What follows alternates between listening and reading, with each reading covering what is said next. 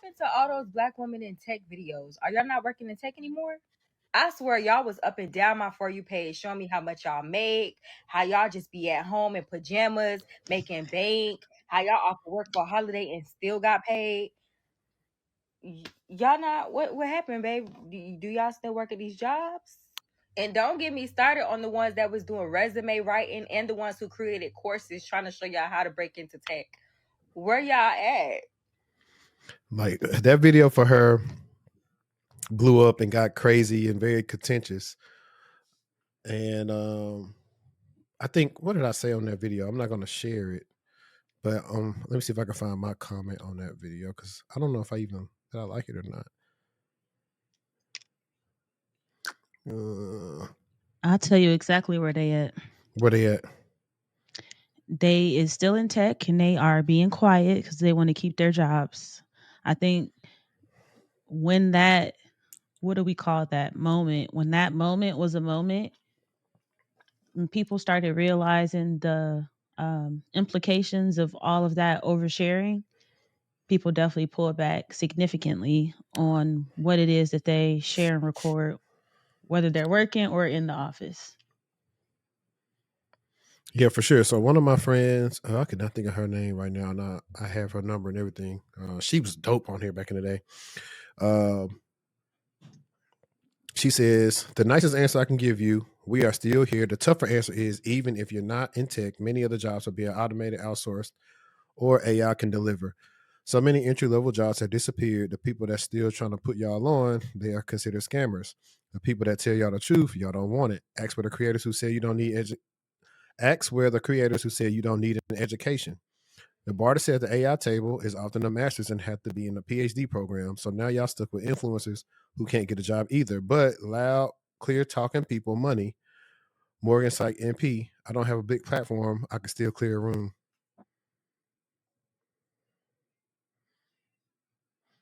Yeah. Okay. Yeah, her name is, I cannot think of her name. She's dope though. She was supposed to come on the show. I need to actually check on her and see whenever she want to come on. But what do you think? Phantom Marie. Has been on the show. She said, we here. I'm just growing in my role, so I can't post as much anymore, and it breaks my heart. And so my comment was, a lot of it stopped because RTO and people started hating on the tech women. And the girl was like, I'm sorry, the woman, no offense if you see this. I'll actually tag the creator in this video as well. I definitely experienced hate from the lead when I was in tech sales. And I said, and I think some people realize they might have overshared some aspects of the day in the life. As for the coaching stuff, I'm still here.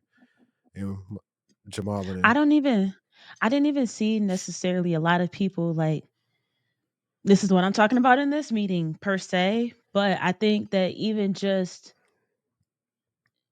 showing too much, even though it still wasn't a lot, became too much. You got the HR, you got companies sending out reminders about their social media policies and stuff like that. So, like for example, you don't see people who work at Apple online ever. Yeah. Well, talking about a day you in the probably life. wouldn't. So here's the thing, and this is one of the things that I used to tell the people that are new to the space. A lot of the people at the time when the pandemic happened, I had already been in, what's this, like 2012 or whatever. When I started posting in 2020, even my day in the life was a real day in the life. It wasn't me doing stuff. Granted, at that time, I had a lot of flexibility in my role where I could say, hey, I'm finna go get a haircut, or yo, on my lunch, I'm gonna go get a massage. I may be back a little later. I wasn't showing her that. I actually, my day in the life, if we pull up my day in the life on YouTube right now, you'll see the comments saying, hey, thank you for showing us, like, yo, what you actually doing versus brushing your teeth, going to get a latte, all the stuff. So all the things, like, first I was making people envious of them, was one, acting like they weren't doing any work. And that made people hot. Two, showing too much. They were showing where they work, the companies, all that. Like, even when I did like 2 walkthroughs, if people can go back and find them, when I was working for Goldman Sachs and JP Morgan, I did my day in the life, but it was really just showcasing like the new place that I worked at. And I didn't show too much then. Like, you really didn't know who I worked for unless you just possibly knew the building and just knew like my LinkedIn or whatever. And that's another reason too why I have my current employer always private while I make content like this, because I know I say whether how I feel outlandish.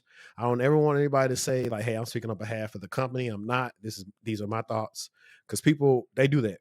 They look for where people work at. They try to get you like rolled up and fired, and nobody got tired of it. And honestly, a lot of them had just got in and they really wasn't working in tech. A lot of the people who had just got in, they did figure out ways how to finesse and show other people how to get in, because the barrier entry was low in 2020 to 2022. It was. That's why so many Yeah. people got hired. And that's why after that, some of those people, a lot of people got fired because a lot of them weren't doing work. That's something that Tavion and I talked about on the episode. I forgot what it was. My second in-person episode. It was like a lot of people were not doing work. You even had a lot of people that were hired at the Metas, the Facebooks, the Apples, say, "Hey, we weren't working. We just got hired," so their competitors wouldn't hire them. So it's a combination of things, and people are back in the office. So it's just that. But so these freaking headphones, whenever you press the top, it'll start playing whatever you stop last playing. So it'll be playing in my ear. But no, I don't know. I think it was cool. They were getting mad. One person was like, "Well, black people have been, laid off the most, yada yada yada," which is true. I think from a statistics standpoint, I think they have. But yeah, I think everybody just laying low, minding their business. A lot of people meant to do well. It was people that meant to do well by showing what they did, and then there were the people who once just throw it in your face like, "Aha, brokies, y'all got to go in the office. I'm getting my pedicure and I'm working." Like most people who did post something like Yeah. that, it was on a story. It wasn't a whole TikTok video. I think that it was a cursing and it was a blessing. I think it was a blessing because depending on who you were following and watching, you may have gotten a more realistic understanding of what this role entails, like what type of meetings that they're having and things like that. But then, like you said, you had like the flexers and the people who weren't maybe as humble. Yeah, no, for sure. But let me do this. If you're still rocking with us right now, welcome back to another episode of the Technical Talk Podcast. We got HD in here in the building today. We got Cybershortiee here. And we're trying something out new for y'all. We are trying to improve, so that's why we started with that today. But if you are listening on Apple Podcasts, Spotify, or any media player, please follow the podcast. Please leave us a review. That helps out a lot. Like for real, just leave us a review. It's simple. You can say you hate it for all I care, still a review. And if you're on YouTube right now, all you gotta do is just hit the like button. That's all you gotta do. Thumbs up or boot the like button, as Nate likes to say. But today we want to continue on to some of the stuff we talked about on last week's episode, especially an update where we talked about the Tea app was hacked. Now the second iteration of that is not only was it hacked, people's DMs and everything became visible. And we got another video to little commentary, not commentary, was it a little bit of comedic relief for y'all to laugh at that and talk about something that's actually serious. And I thought y'all enjoyed that as well. Well, the T app just got breached again. This time, all y'all private messages with all y'all information that y'all exchanged has been leaked. And yes, it's updated all the way to 2025 July. So come to find out, the T app wasn't being completely honest, claiming that everything was secured. It was just old stuff. You see, shotties were messaging other shotties on the T app, getting Instagrams, getting locations, talking about dudes that they were posting, and all those messages were leaked. I'm talking all the way from when they started currently to 2025. That's why you see the T app just removed your ability to DM one another. So again, all you shotties that posted dudes and you were saying crazy stuff and you were texting another woman about the dude and y'all shared information. Yeah, the dude that you're talking about might have that info. So again, protect yourself. Like now it's so bad the FBI has come in and trying to offer help to people whose information got leaked through the DMs and all that. Y'all keep thinking the T app is just a safe haven for y'all to go talking about dudes, especially y'all that's spreading false information. That's crazy. Hey, I pray for y'all. Oh wow! I didn't know it got turned up like that. I think that that goes to show how important it is when you have an idea and you orchestrate that idea that you also seek some consultantship, because I'm sure they could have benefited from a consultant to help them consider things like how are you protecting this data and blah blah blah. Um, mm, I think it's that, but they also whew. didn't care because once they started just lying on people and run their names down, that's when the app got so popular. That's when people couldn't even get access Yeah, to the app. for sure. So real admins would have said, "Hey, this is not what this is for." They would have nipped it in the bud then and started removing posts like that. And You're right. now, You're right. yeah, so now they probably will face some defamation suits because this is way more egregious than how that woman trying to get over and get money from Shannon Sharp talking about defamation when all they did was read the post from social media, and they took most of them down outside of one probably because they just forgot about it. And she literally just trying to get some money. I'm like, I think her business is, I don't care, you ain't gonna sue me because I'm too small. I think she has like a, well, let me back up for the people that don't know. There's a situation with Usher and that lady that went viral with the cherries, and everybody made up something, I guess, that she was married, but she wasn't married. Turns to come to find out like she wasn't married or whatever, but she still was doing too much. And she has a business, and she says allegedly that a parent found out about her from Shannon Sharp show or whatever. But my thing is, if you got a professional business, why are you being unprofessional at the Usher show? Like, Was that the lady that was flicking her tongue all over that yeah, cherry? Ooh, she was cutting up. she knew she was going to be recorded, but just you want to try to go after the big fish just because you just seen recently that he settled. But I'm like, I don't think she going to get a dime because it's like it wasn't something they talked about every day where they actually try to defame the lady. And the fact that they removed most of them when they were contacted and they forgot. So they're actually going to show like, hey, look, we tried to remove it. We thought, like most people, when the story first came out, we thought you was married. We wasn't like saying it was fact.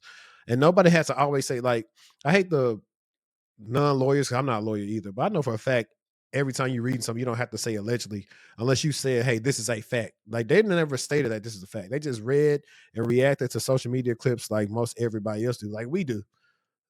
So, I mean, a lot of times we like to read straight from the article. So that way, if it's on us, it's going to be on the article when they add updates to everything.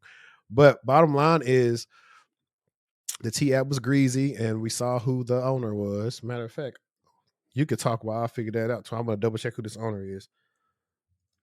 I just can't believe the T app really kind of blew up like that. I know a lot of people, like I told you, in my city were like in a queue, it seems like from what I gained from their post, there was an approval waiting period, which we know you gotta take the selfie. But I don't know how long that actually took for you to take the selfie, be validated, and then from that validation receive access. But a lot of people were pending, and obviously I'm sure once people got on there that they were able to go ahead and then upload or ask questions about any of the men that they know. So here's the founder. You know what? He ain't got that many connections. Hey, maybe we can give him some consultation on how to stay secure.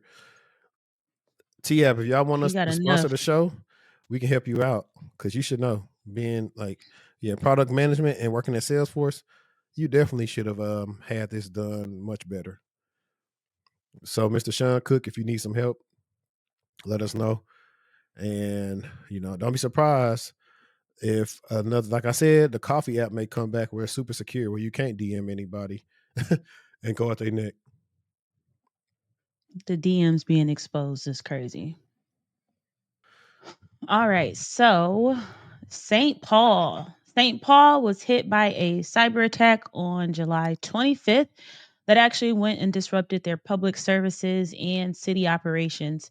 The nature of the attack, they didn't super disclose, but I thought it was interesting that they activated the National Guard, their cyber team, to help support those recovery efforts because what happened, and it sounds like ransomware.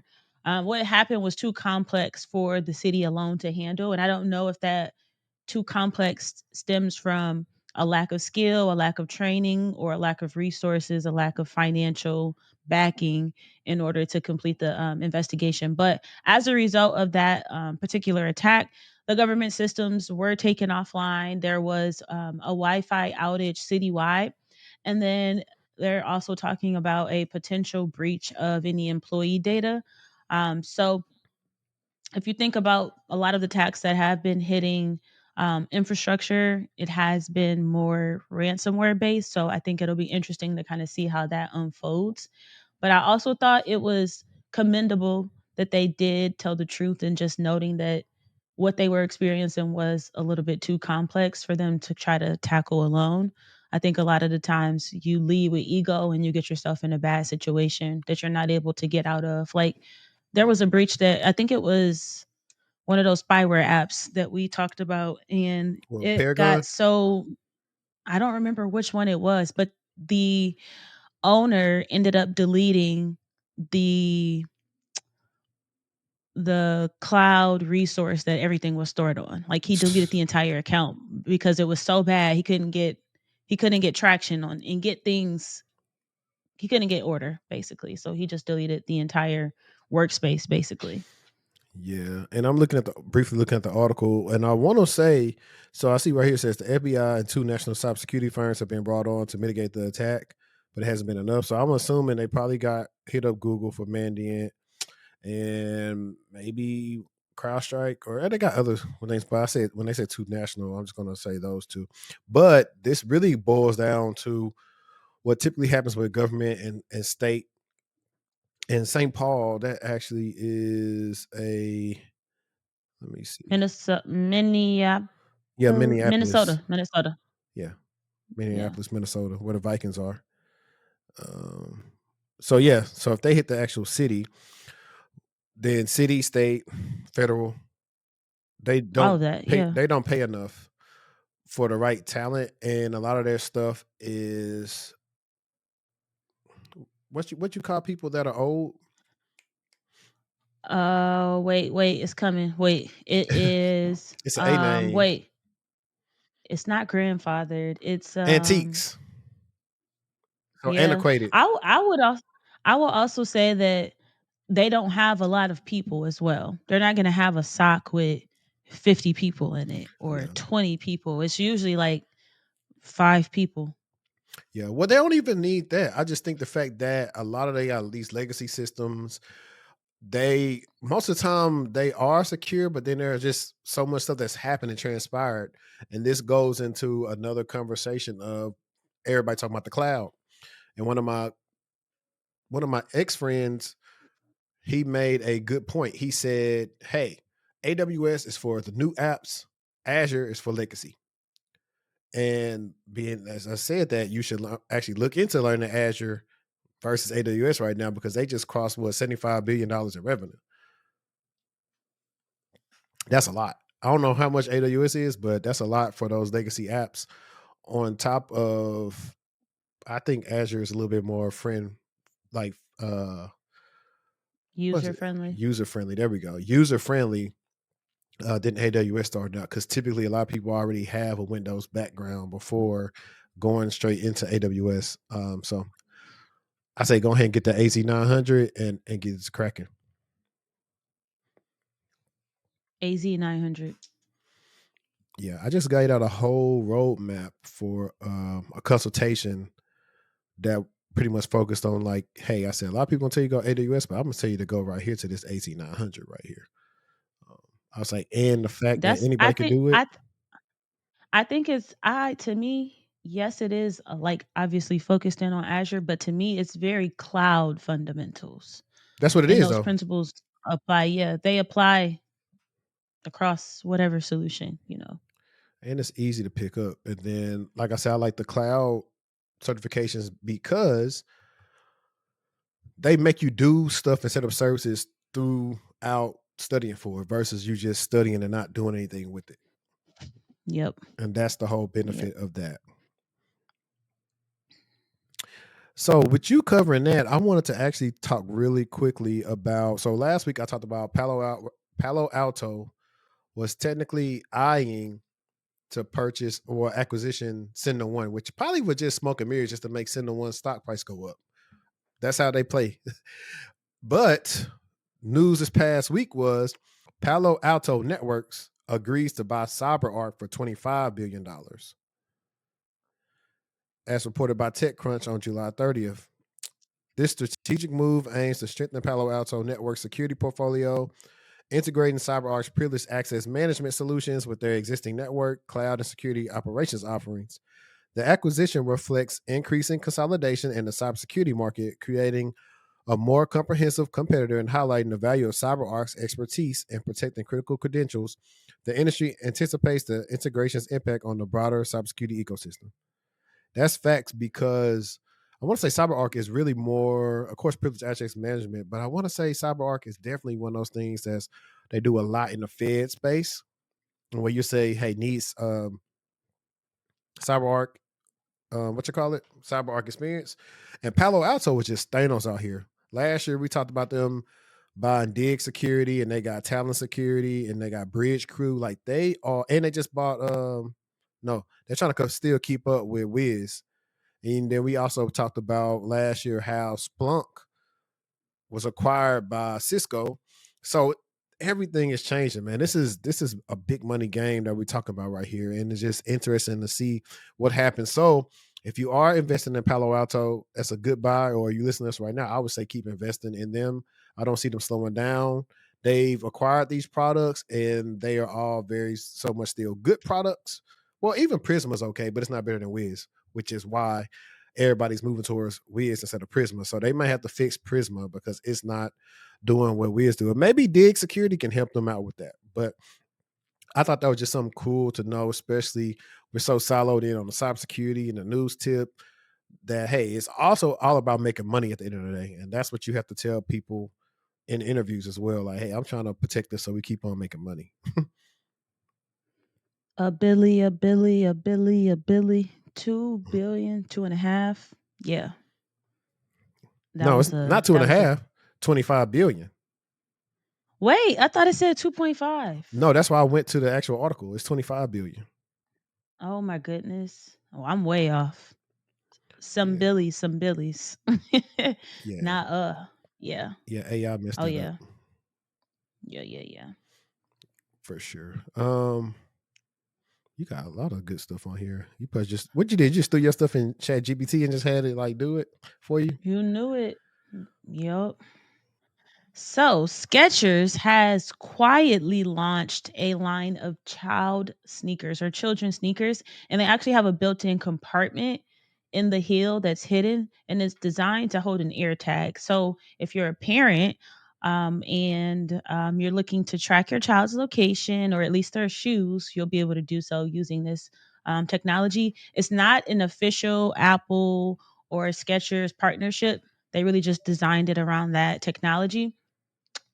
But what it obviously just with AirTag technology, it uses Bluetooth to ping any nearby Apple devices, and that will then relay that approximate location to that particular AirTag owner. So they say that it works best in populated areas, but it works worse in more fast moving situations, like if you're on a bus, for example. But I think that there are obviously good intentions there, tracking young children, potential future use for even any elderly adults who may have dementia or other health concerns. But I could also see the risk associated with that. We know air tags being used to stalk people or just normalize that technology that we use to track should be hidden. But when I was thinking about it from like the perspective of maybe any parents who have a child that is more difficult to um, keep still or just retain their whereabouts, maybe they have, some sort of issues that they're dealing with. That could be like you want to take your baby to the park, right? And they're known to just kind of run off. At least you have that tracker on them to know, okay, they're in this vicinity, just making it a lot easier. I Yeah. just can't imagine a parent that's struggling with like a child maybe that's like autistic and Hmm. may just kind of run off, or even if you're at the mall, no matter where you're at, I could see the benefit from parents from kind of like that perspective. Yeah. I mean, like you said, I think of the abuse case of attackers or creepy people figuring out like stuff about this. And so definitely not like, I don't know, like you just gotta always check. If you got shoes like this, you should always check the shoe every day. If you put an air tag in it, like just make sure yours is still in Agreed. there and not a new one. So somebody's following your kids home, just that different things. And like I said, the with technology still increasing and we always still worried about security, there has to be, like I said, an upgraded awareness of cybersecurity stuff for these things. So okay, if you're gonna do this, this is what you need to make sure happens. And yeah, that's what I would just leave it at. But I do think it's a good deal because I've seen stuff like that, especially like my mom was sending me something that some parents have for like verbal kids, like in case there's an emergency. There's a little thing that Is you it can, a bracelet? it's like a little thing that goes in a backpack, where you can Mm. use your Apple thing to pull up the contact ID or whatever, like to bump it to call I've the seen that. parents. Yeah. I've seen that. So I was telling her, I It's said, I like think it's a NFC. yeah. I think it's a good idea, but it could be bad if somebody looking at your child and okay, hey, I got your kid or Yeah. something. Like I don't know. I hate that I have to think The so only cynical, but that's kind of how I am about my the o- kids. the only other thing I'm thinking about is if they actually tested like the damage that it can withstand, right? If it gets wet, is Yeah, it going to harm the, how yeah, technology just can spoil and soil and like a busted battery situation. Like yeah. that's what I'm thinking about. And I'll also But say, oh, go ahead. I do think overall they have good intentions. Yeah, and I was gonna also add that when you said the kid runs off, hey, parents, that's why you gotta be in shape. I be seeing too many times y'all falling, losing balance and stuff because y'all not in shape. I think it's also important to know that watching is an active activity. Like if you're watching your kids at the park, it's not a I'm reading my book. It's anymore. Like back in the day, I feel like you could go to the park, read a book, right? Now you need to I don't even think you actively could then though, honestly, I don't know. unless you're in your own backyard or you on Well, your that's your or land. like if it's not a lot of people at the park is kind of like what I'm thinking about. I'm Maybe it's thinking, like 2 other kids, 3 other kids at the park so you can spot who's who and where they're at. I think it's just still You tough. glance Anytime up. you like take your eyes off your kid for like 5 minutes, you just never know. 5 Um, minutes is a long and these kids are time. they are more inquisitive. These kids are different nowadays. Like back then, if you told a kid like my age back in the day, hey, I'm leaving the house and open the door for nobody, they gonna listen. I don't care if you know them. I did that to one of my aunt's friends, and they still laugh at it to this day because we had a glass door at my aunt's house, and she just standing at the door knocking in. I just looked at her and I kept watching TV. And she said, that little boy would not let me in. She was like, well, I told him don't let nobody in. Even like afterwards, they was telling me, well, she should have told me, hey, my friend so and so was coming by. You can let her in. But I'm like, I'm gonna do exactly what she Nah, told me to you do. did right. No, you did right. You That's why it's followed them funny. directions. We laugh at it all the Yeah, time. But but funny enough, like doing that actually had led me to be like looked at as to be older. So I could always like do more because it's like, okay, he gonna do what we told him to do. He ain't gonna play around and do stupid stuff. So that helped me out a lot yeah. as I went through life. So briefly, this I want to say like this past week, Trump gave a warning to tech firms against hiring Indians, highlighting a significant stance regarding employment practices within the American technology sector, addressing concerns raised by Trump about the hiring of Indian professionals by U.S. tech companies. This is word salad. I don't like this. I'm gonna actually summarize it myself. Then let's scratch all that. So there's an article that came out that Trump's talking about put America first. And people have various viewpoints about it. It was about hiring Indians. And so I think this is a very vague title. Are you talking about the people that are in America? Or are you telling the companies not to outsource? Because I agree with the outsourcing thing because y'all pay like them pennies on a dollar and the work is most of the time it's not good. And that does hurt people. Like if you want to do the follow the sun model, why not just find some US people that can work at night versus having to hire them? I get that the goal is to make money, but eventually you're gonna outsource an AI yourselves out of like your company's. It'll work for a little while until it backfires. That's how I feel about AI. So let me see. At an AI summit in Washington on Wednesday, Trump warned the companies that those days are over and said many of our largest tech companies have reaped the blessings of American freedom while building their factories in China, hiring workers in India, and slashing profits in Ireland. You know that. He added, all the while dismissing and even censoring their fellow citizens right here at home under President Trump. Those days are over. Trump encouraged the tech companies to adopt a more patriotic approach. We need U.S. technology companies to be all in for America. We want you to put America first. You have to do that. That's all we ask. Okay, so yeah, Mm, that's probably he. I know he's been trying to push for like manufacturing the factories to be over here, which I don't know how long that'll take. You know, that we have all these tariff talks, but that's still a big concern about all this outsourcing and nearshoring. And you see this happen a lot, and to where that's what happened to my guy they was talking about. It's like they working with an MSP. He already has some offshore Indians that he was working with. Now they can be good. It just depends on the quality you get and like how cheap. Like if it's not super cheap and you paying them a good ways to like where they stay at, I think that's good. But when you just paying them whatever, it's normally like bad. And honestly, I think the biggest thing too is not comprehension, but translation problems. Like we can Yeah. always tell them one thing and then they'll repeatedly ask us something that we believe is simple, but what they heard is probably not what that we thought we said. And so that's why whenever I'm handing something off to them, whatever, I'm being super specific on what to do. I write it out and I say it out. So it's like, hey, just do these things. If you follow this, you'll be okay. And then if you deviate from that, that's when issues arise and some happen. And that's why you got to always CYA when it comes to working with any team for that matter, whether it's outsourcing or internally. But particularly when working with them, you have to be very specific with them, because if you're in the interview process, they'll say, well, what's your experience with working with teams overseas? And that's when you got to tell them. If you haven't done it, they may not want to hire you because you don't have the experience working with them. Yep, I could see it.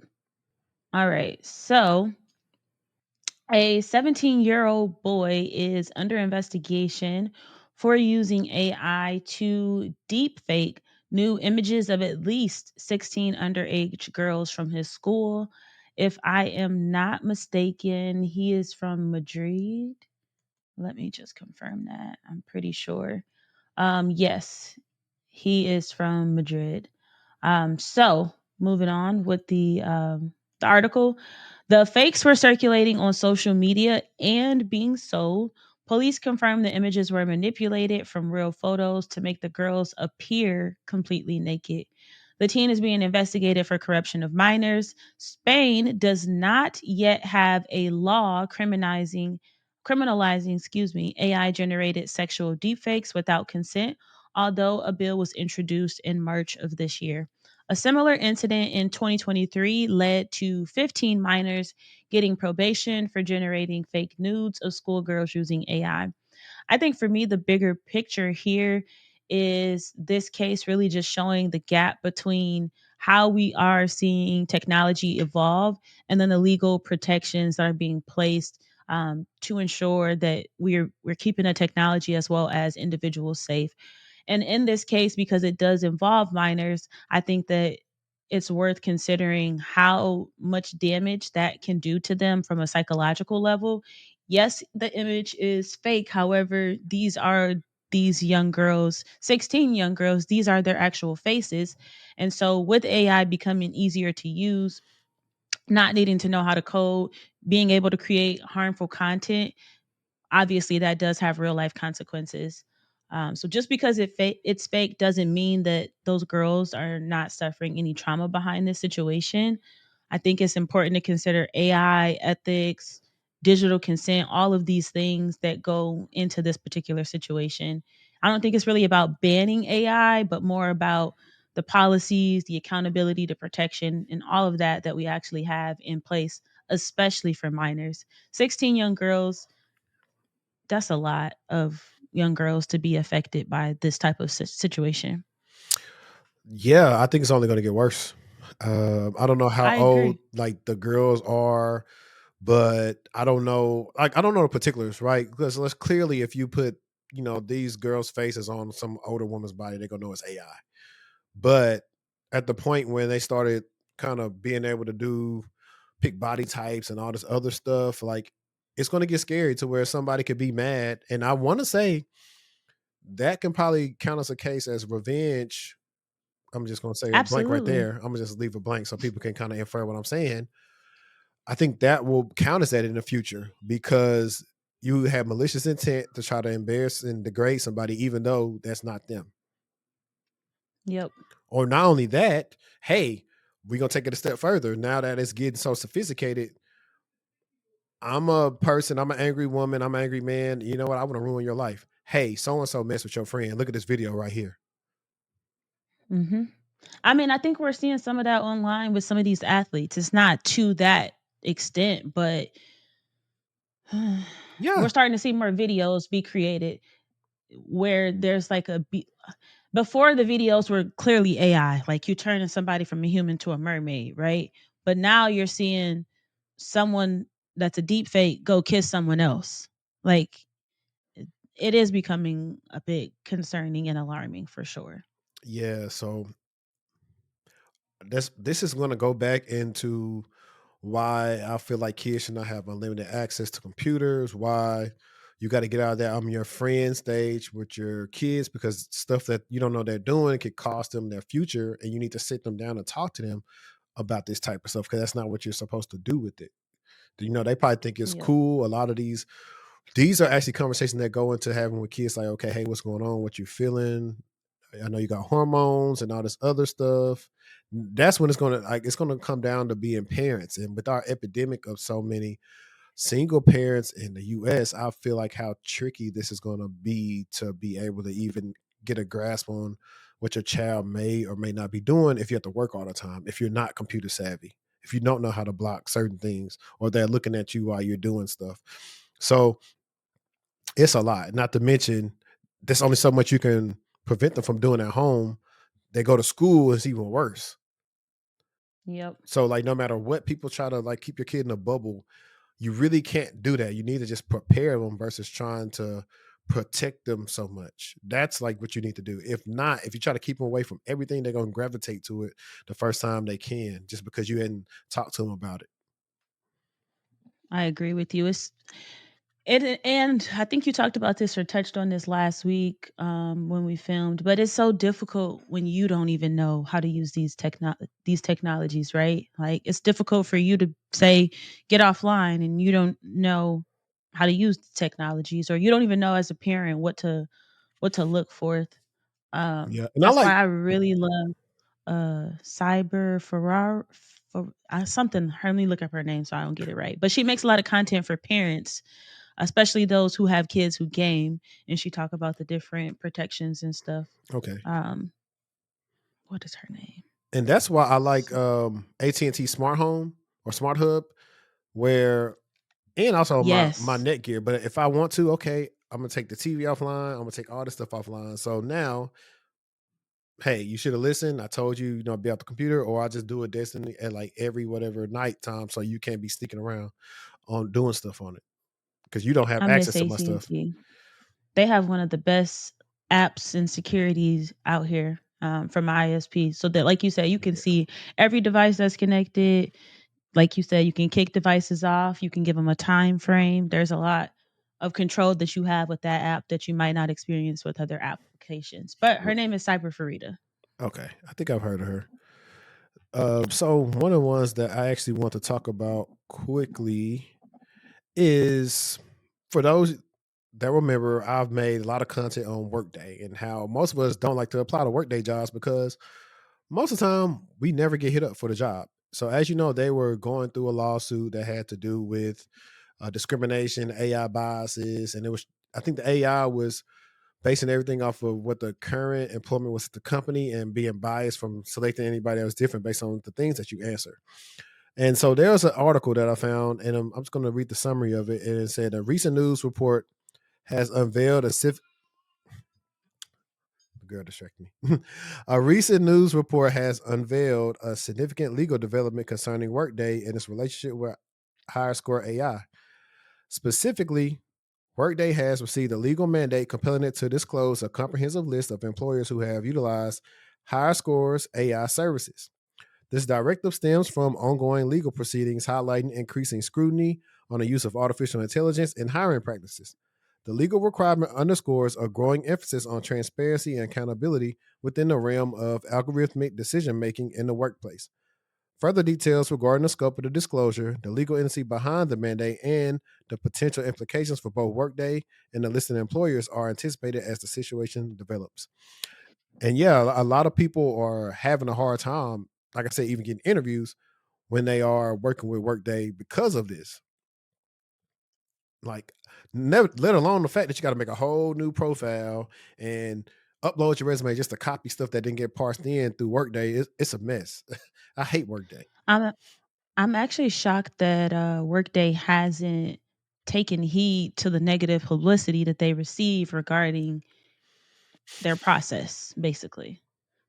Yeah, I'm not, because even outside of that, what they use it for hiring on the back end is so good for resources, showing your hierarchies, saying what trainings need to be. Like the whole system on Workday on the back end is pretty fine. It's really just the hiring part, like the where you got to apply for jobs. That's the part that sucks to me, to be honest. But everything else, I don't have a problem on the back end of Workday, which is why, and I don't want to butcher my girl name, Shanika, right?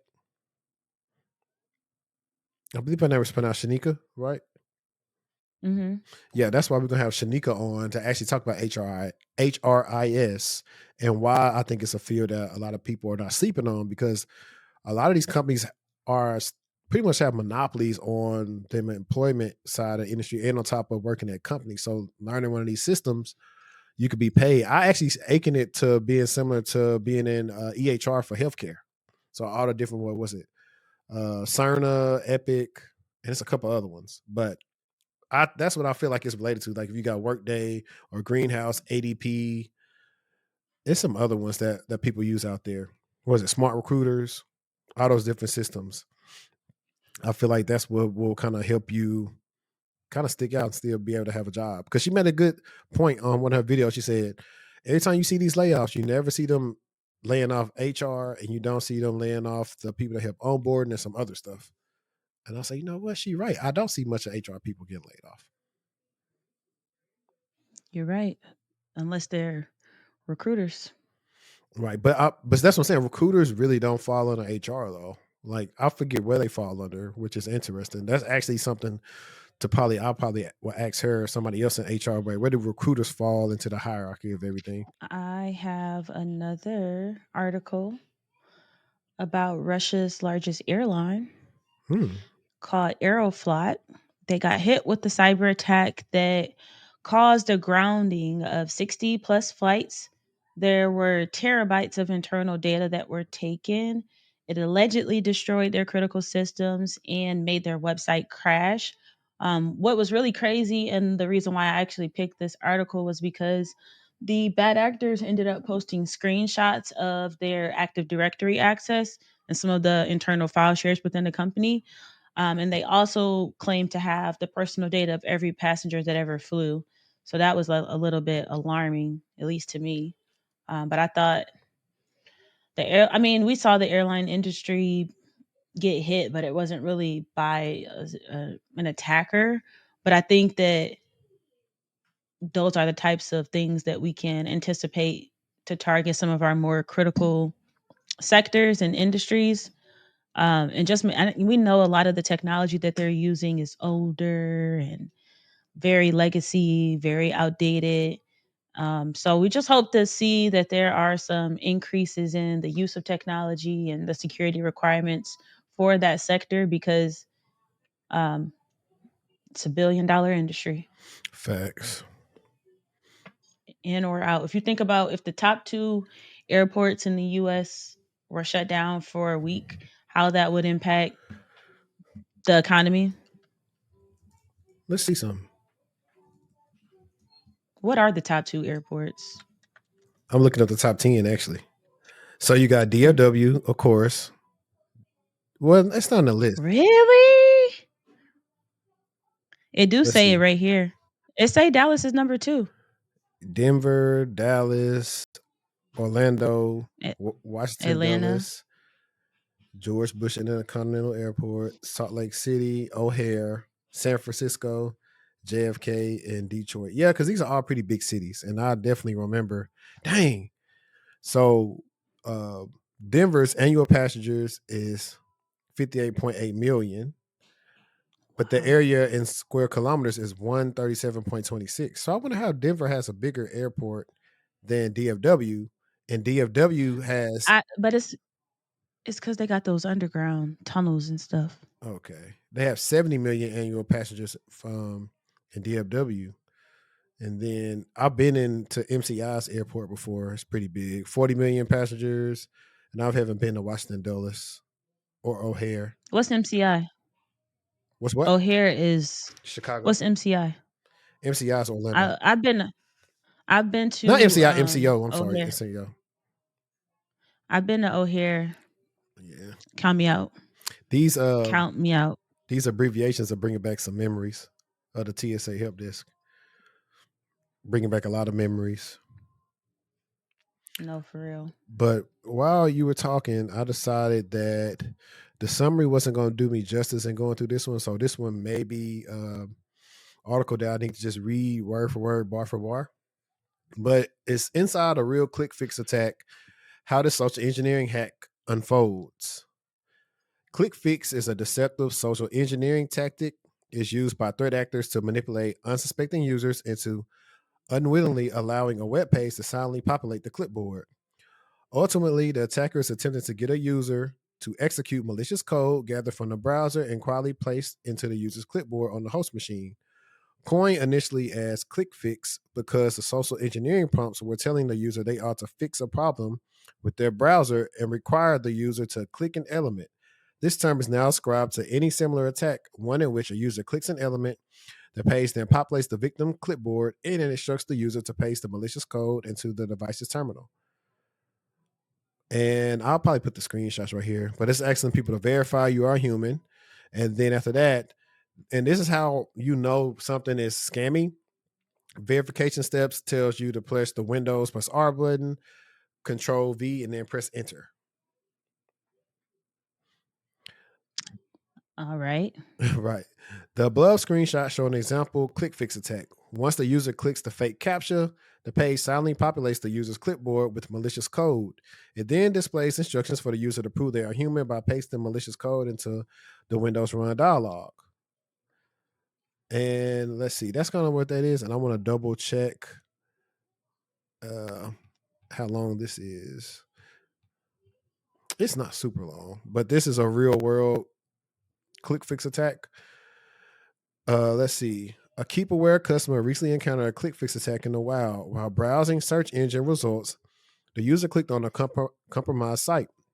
And this is a thing, security tools, a lot of times, if you have a good tool stack in like your security operations, they a lot of times will find, like, if somebody send an email to a lot of these sites, they will probably mark it as malicious because sometimes the sites are malicious at the time when somebody sends an email to the site. Granted, the site might not be inherently malicious, so you got to go through and check if there's like any malicious JavaScript or something on the site. But this site injected with malicious JavaScript delivered a click fix prompt ultimately for the goal of deploying the Net Support Manager rat backdoor.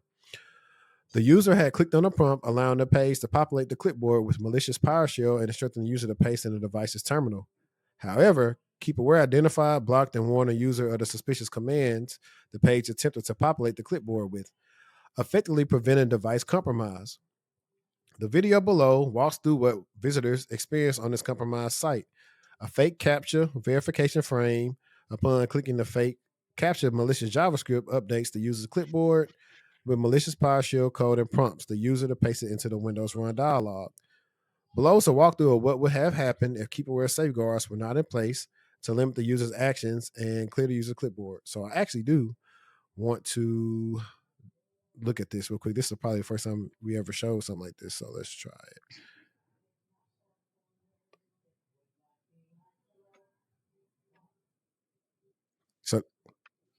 So if we take a look here at the compromised page, we can see that upon clicking this captcha, the user's clipboard is updated with malicious PowerShell code and is prompting the user to paste the code inside the Windows Run dialog.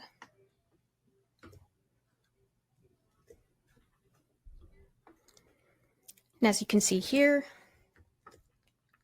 this is the full malicious code that was copied onto the user's clipboard. Once executed in the Windows Run dialog, the PowerShell performs a series of downloads, deobfuscation, assembling malware on the host machine, and setting up persistence in the user's run registry key. As we can see here, this is what is downloaded, everything that's happening, and then ultimately the persistence mechanism in the user's run registry key.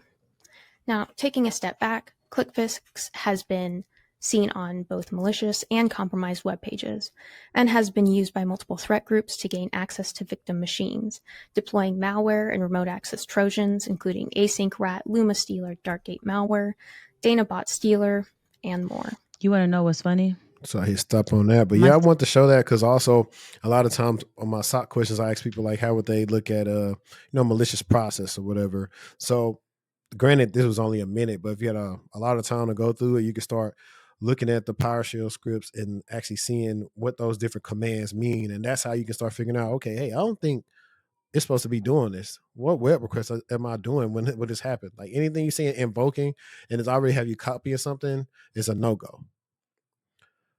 As soon as you started sharing that, my computer picked up on that was malicious.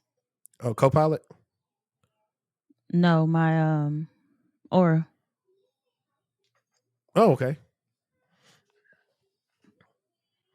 Yeah, I think I got Malwarebytes and Hitman Pro on here.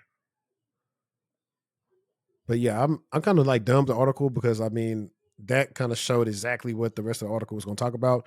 But viewers, listeners, just if you clicking on anything that's having you copy and paste it, like don't do it. And that just reminds me, I'm gonna touch on something very quickly for my creator friends or anybody really. I got this message that I was suspicious of from Duolingo. And it really ain't not from Duolingo. I just checked it and I looked at the email and I was like, whatever. And so I was like, cool, let me see what they're talking about. And so they sent me something how they want to do work with me, yada, yada, yada. Granted, flag one is you don't use my name. So that's how I know it's not legitimate. But I just wanted to see what they sent me. And as they sent me this whole spread, I started looking for like different things that you'll see in the email, like where you can say like something wrong with it. We are happy to discuss cooperation and confident that it will help you deliver high quality content while introducing your audience to Duolingo's innovative products. Now, what really got me when I actually just started looking at it, because I think I just said I'm interested early in the night or something like this, early in the morning. I wasn't really paying too much attention. They talking about the compensation details. So number one, it's a good decent amount. Like anybody would jump at that would get somebody to automatically do what it's asking you to do. Well, where they messed up at is what we have prepared for you, and they keep on misspelling enclosed. That's how I know it's fake. It says in the enclosed file you will find agreement terms and a contract deal. Well, my issue is if you wanted to send me a file, all you gotta do is send me a PDF. Like when most people reach out to me to work with them, they send me a PDF, and it says to open the contract, use an archive tool like Win RAR if necessary, if running as administrator.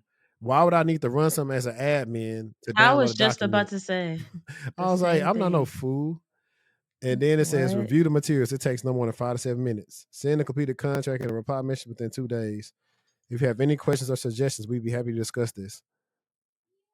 Like, get out of here. And they never put a name. Just keep on saying the Duolingo team. But I just thought that was funny because if you press for money, you might see like, so the amount they were trying to offer was 5 Gs. So you may see the 5 Gs like, oh yeah, I'm finna jump on that. Yes. I could pull it up and just present it and make it easier. Okay. Have you ever seen that second one?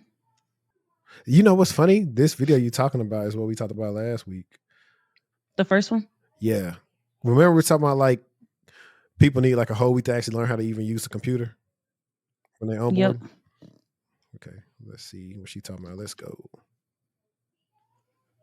People need to be better teachers and better at onboarding, okay? I'm 2 months into a new role and I still don't know what the fuck I'm doing because no one has been able to onboard me in any way that makes sense. And I don't know what I don't know. And that's the problem. Like, you might be good at your job, but unless you can teach it to someone else, you're useless. Like, I don't know what I'm doing. And that is a bigger phenomenon that I try to tell a lot of entry peeps about. Some companies will train you. Some just gonna throw you out there. Like Goldman Sachs. Agreed. Ain't no training. This the problem. Figure it out. Literally. I work contracts.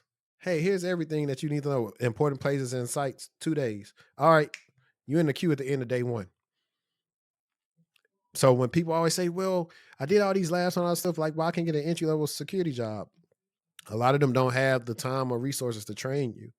So that's why it does benefit you to have enterprise experience from elsewhere. So you at least understand how a company is supposed to function just from an IT foundational level. When we're telling you that, it's not really trying to be gatekeeping. I think that's just where we are right now. 3 to 4 years ago, they was a little bit more lax. Money is a little bit more abundant, but now a lot of stuff has changed. And so that's why. But yeah, onboarding, typically when I go to a new company, I actually try to update onboarding as far as processes, things I had issues with. I try to lay those all out and give them to management, or if they put me in charge of the task. So it's easier for somebody. Like, I hate sending multiple requests for something. Give me an onboarding package that just gives me all my access. Like, it's terrible. So I definitely agree. And I picked it because I believe that companies know that onboarding with their organizations is tough. And I think that organizations know that they might not have the best onboarding package or deal, but they also don't really know how to improve it, Yeah. especially if it's a They do really know. big company. They do know. They just don't want to. If your company's big enough, why would they care? People still want to work here. That's I think that's the biggest thing. Hey, it don't matter. What's that song that go? If you want to go, baby. Dun, dun, dun, dun. I can't remember. But one monkey don't stop no show. Whatever that song is, that's their motto. Yeah. In my experience though, they do care. It's just too many resources. Even just trying to navigate through a company's HR website, right? The way that be indexed, it's I think that companies feel like it's easier said than done. I found it.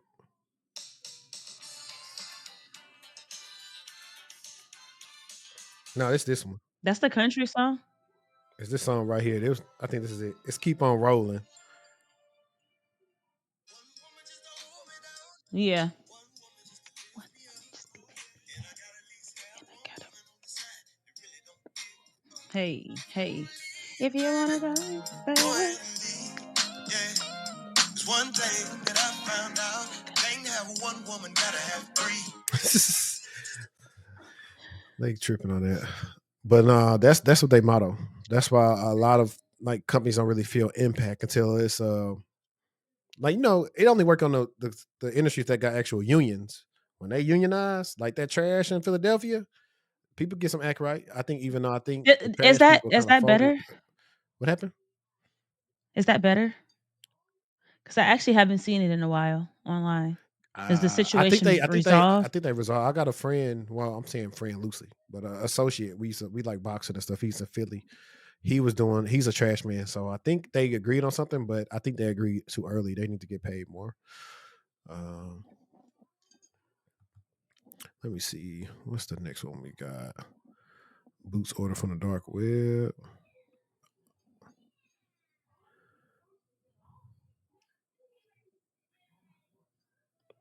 I thought that this video was interesting, and I'll tell you why. Before I play, how we looking? You good? How long we thinking? The videos, I mean, the video's like 1 minute, but I know we got that and then like one more and then like we technically be done. Or like I said, if you have to Yeah, go, I can wrap it up. we're Um, good with those. okay. Like I said, if not, I can if you got a jet at 2:30 for sure, I can just, let you go, then I can wrap it up towards the end. Cause I don't have much left either. But here we go. For the 4th, I got another pair of boots mailed to me. When I got them, they were still kind of damp. They've mostly dried out by now. They're still kind of stuck to everything. But here's the creepy part. Obviously, yes, there is a VHS tape in this one. But in this one, there was this phone. When I found this phone, I thought maybe I was supposed to call someone using it. So I turned it on to see if there was any numbers or anything. Whoopsies. And there is a number. It's just listed as A. And when I call the number,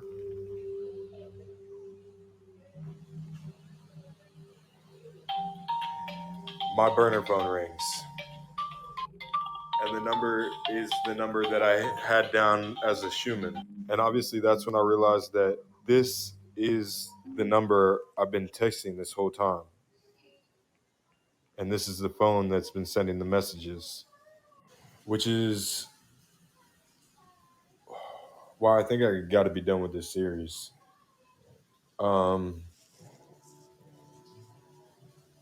Yeah. What is this, John Wick? So I just stumbled across him on TikTok. He's actually a wrestler. I think WWE, if I'm not mistaken. I think his name is Shiloh. But I am praying that no kid gets curious and thinks that they can go get on the dark web and start doing things like that.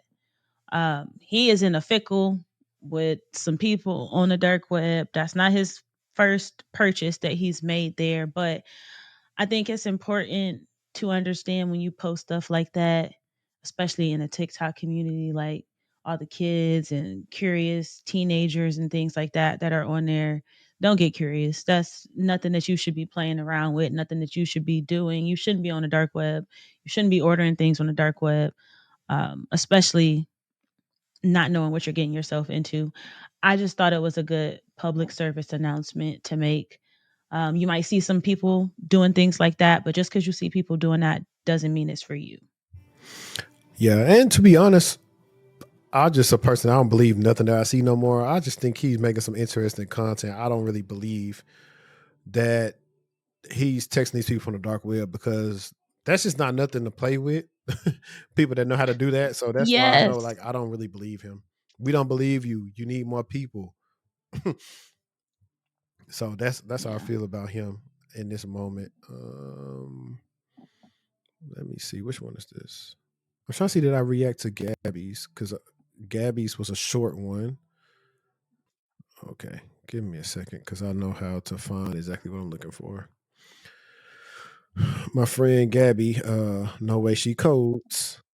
Here she is. She cool people. She's been on the show before, but she had an interesting TikTok that she had made the other day, and I was like, "Yo, this is a good live stream topic." So here it is. Who keeps flirting with the guys that you're dating. So you blocked your friend who keeps flirting with the guys that you're dating. Man, quit playing with me, man. No, for real, don't play like that. But you let your coworkers steal and use your ideas in every meeting. Girl, be serious. You call it collaboration, but honestly, it's giving copy paste. Your ideas are always so great that they just have to repeat them, but never any credit, no follow-ups, no, oh, well, I was talking to Gabby and blah, blah, blah. And I don't know what's worse, the fact that everyone else lets it happen or that you let it happen. I'm talking to you. I'm calling you out. Listen, being a team player doesn't mean that you're adding to everybody's ideas vault. If your coworkers can't think of anything original and are consistently stealing your ideas, then you and I both know that's a red flag, boo. So do me a favor and stop being humble. Correct it while you still can. Anyway, that's all I got for today. Smooches. And don't forget to add any other red flags you may be experiencing with the group. I Clock agree, it. though. I agree because I think that's what people do all the time. Just tell you, one of the things people I learned they new to the field is like everybody's not your friend. Like I've only made a couple of friends when it came to work. Literally, that we've been friends almost close to 10 years now because of work. A lot of people not so much. So don't even tell all your ideas. Keep them to yourself. I mean, even if like so the situation I was thinking about my guy that got laid off, he ended up doing a lot of work for the company because he was the director and they were moving to an MSP. And so he had to do this roadmap thing for them as a director, just for them to steal his roadmap and lay him off. But he said before he left, he sent copies of all his stuff to his personal email. But they'll do it. So I like to say, instead of talking about ideas, I'm gonna send an email so I can always go back to say, hey, well, this was my idea. I came up with this. Or I have all these different things that are in my head that I just haven't said to nobody because I don't want to. I want to be the person that works and implements these things so I can have these for my what's the thing called that you have to do? Your review. All the things that you completed, put them in your Jira and work on them. Yeah. Yeah. But yeah, that's what happens. Like, being the best don't always get you promoted. There's a lot of finesse that goes on, corporate greed, people doing whatever they can to make it to the top and they don't care about who they trample over. I mean, it is what it is. So you gotta learn how to be cutthroat and not be so nice. That's how I agree with you. I think it's important for you to definitely capture the ideas that you're sharing, the dates, the times, the attendees to those conversations. Just like you said, put it in writing so that it can't be refuted. Record that session so that if push ever comes to shove, you have some credibility behind you. Yeah, not only that, but the other funny part about people stealing your work is if they didn't initially come up with it, they don't know about the problems that may arise and something you have already worked through. And so if they keep on taking Yep. credit for your work, say, "Oh yeah, you came up with that, right?" And put them on the spot, so everybody start realizing, "Oh, this person is stealing. This is not his work." So Yep. that's how I feel about that. But I honestly think that today's like actually been like a shorter episode. We gave you a new format of like highlights versus the full 3,000 characters articles. So in the comments, let us know if y'all prefer the longer or do y'all like the condensed version where we're like getting at the topics, and we're not just, mindlessly reading on the screen while y'all watching us read. So it was something I played around with today. The next time I think we're going to add, for a little bit of spice, have like a little AI moderator that just reads the different articles we want to like kind of talk about and see how much that spruces up the content. We can probably even make them a little avatar to be with us. Yeah. That'd be cool. Third person. We can call her Molly like we on First Take, or Joy Taylor. But last words to just leave y'all with is, if you're in Houston, come out to the Blackest Tech Week conference, and I'll be out there for a day or two. So hopefully we get to meet in person. And I think that's about it. Anything for you? I'll be there too. Hope to see y'all there. If you in town, thugging with your rounds, DM us and let us know. And we got some nice guests that should surprise y'all to come on the show, that we may even drop the week of Black is Tech Week. If we can do that, that'll be pretty cool as well. But as I always say, let's stay textual, and we out. Peace.